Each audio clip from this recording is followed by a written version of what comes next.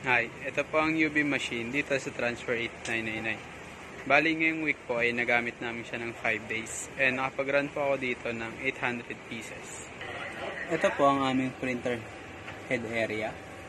Maayos naman po and hindi pa naman po ito napapalitan.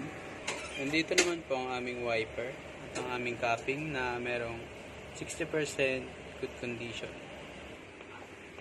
Ganito naman po ang tamang pag-head clean. Ganito naman po ang tamang pag-nozzle check. Ito naman po ang aming nozzle test.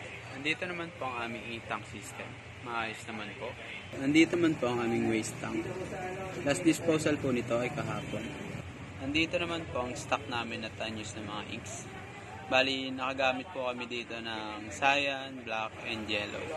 Nandito naman po ang aming AVR at ang aming UPS. Working naman po sila pareho.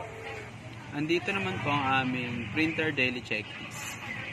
And nandito naman po ang aming production log. Yun lang po. Thank you.